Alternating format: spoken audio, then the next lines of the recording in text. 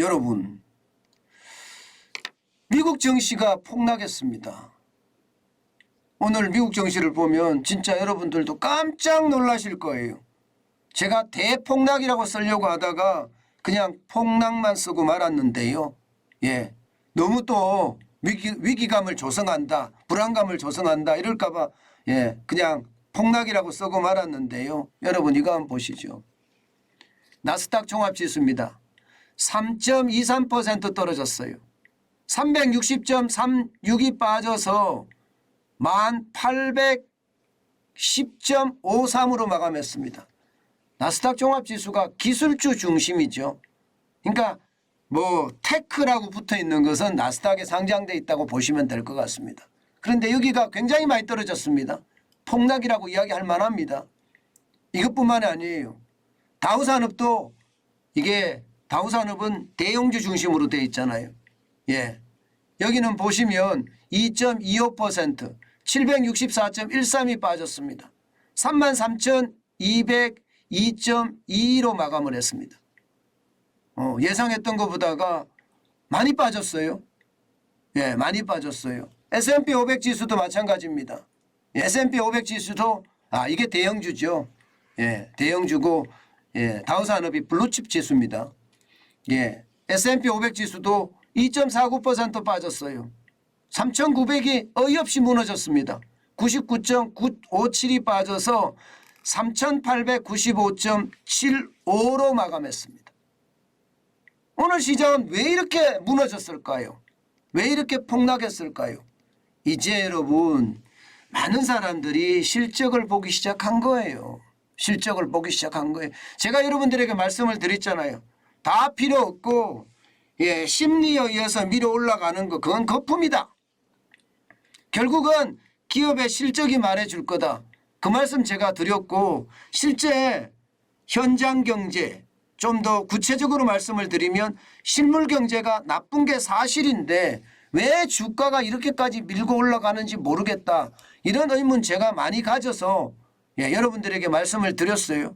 그때마다 여러분과 저는 집단지성에서 한 이야기가 뭐예요? 거품이 쌓아진 것은 통화량이 늘어났기 때문이다. 그래서 심리적으로 올라가는 거다.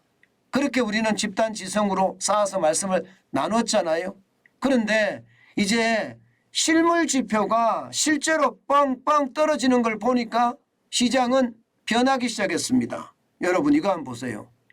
이게 실물 지표의 대표 주제라고 볼 수 있는데 전월 대비 11월 소매 판매 감소율입니다. 11월 마이너스 0.6%포인트입니다. 예, 굉장히 많이 떨어진 거예요. 시장도 깜짝 놀란 거예요. 이게 뭐야 도대체.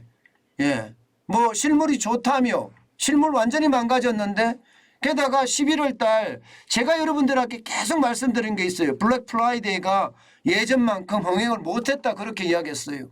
그런데 많은 언론에서는요. 이게 흥행을 해서 소매 판매가 좋았다 이렇게 이야기했잖아요. 틀렸어요. 다. 가짜들이었어요. 가짜들. 왜냐하면 블랙 프라이데이를 하면요. 이게 삼성이 난리가 납니다. LG가 난리가 납니다. 제품을 보내야 되는데 실어 보낼 배가 없다고 이야기할 정도로 난리가 나는 게 블랙 프라이데이예요. 이게 기본적으로는요. 미국의 가장 큰 쇼핑 시즌이라고 이야기할 수 있거든요.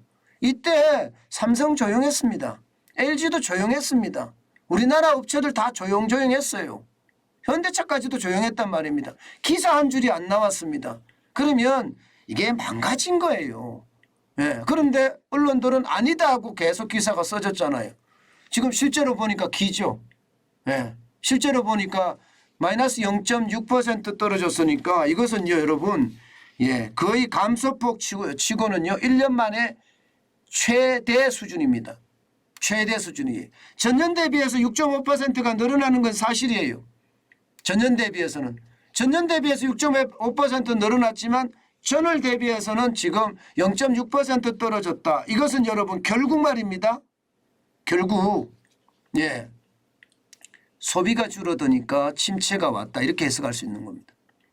게다가 미국은 소비가 차지하는 비중이 굉장히 큽니다.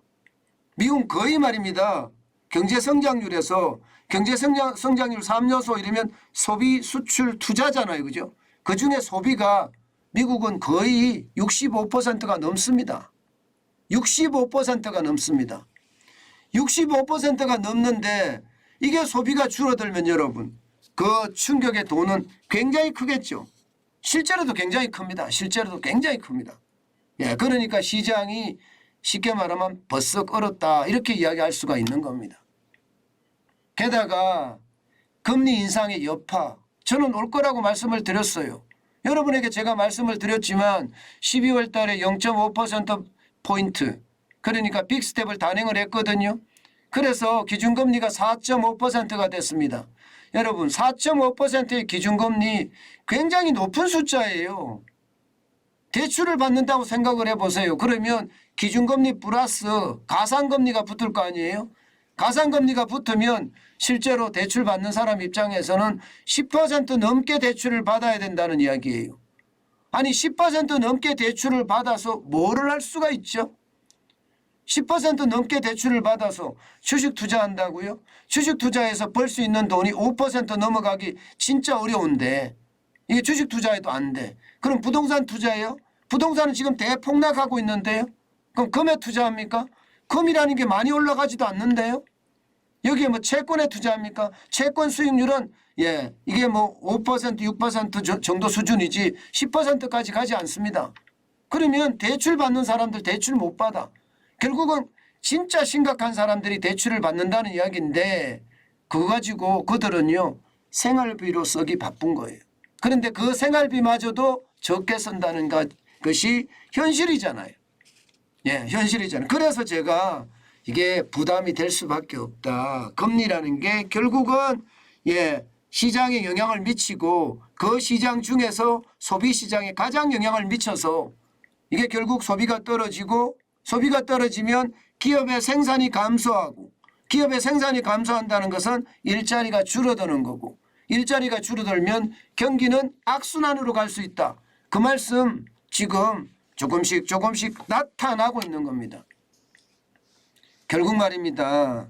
결국 성장률에 대한 충격 충분히 올 수 있다고 생각합니다. 지금 미국도 4분기에 얼마나 성장할지 모르겠으나 4분기 성장이 심상치 않아요. 4분기 성장이 만약에 떨어진다고 생각을 해보세요. 3분기까지 2.9% 성장하면서 뭔가 기저효과를 단단히 누렸습니다. 1분기에 마이너스 1.6%, 2분기에 마이너스 0.6%였으니까 기저효과를 단단히 누렸지만 3분기에 2.9% 성장을 해놓으니까 4분기에는 역기저효과가 나타날 수도 있거든요. 역기저효과. 또 마이너스로 내려갈 수 있다는 뜻입니다. 그러면 시장 전체는 어떻게 될까요? 결국 실적은 무너진다는 이야기. 실적이 무너진다는 이야기는요. 이제 12월에 산타클로스의 선물인 산타랠리는 없다. 뭐 이렇게 얘기할 수 있는 겁니다.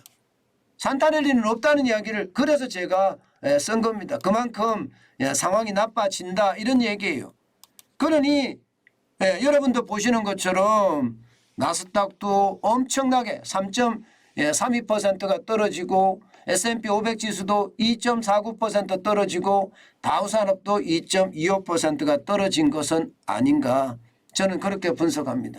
결국 말입니다. 신기루를 쫓아가던 사람들이 이제 현실을 깨닫는 것은 아닐까 저는 그렇게 분석해 봤습니다. 여러분 시장의 변동성 굉장하죠. 시장의 변동성이 많을 때 진짜 조심하셔야 됩니다. 너무 급하게 시장에 들어가지 마시고요. 시장은요 늘 조심 또 조심하면서 시장을 봐야 되는 것 아마 정환진 TV를 보시는 많은 사람들은 이제 아실 거예요. 이제 아실 거예요. 너무 급하게 시장에 들어가서는 안 되겠구나 하고 말입니다. 저는 여러분들이 그렇게 하시리라고 믿고요. 기다리는 자에게는 복이 온다. 그 말씀 한마디 드리겠습니다.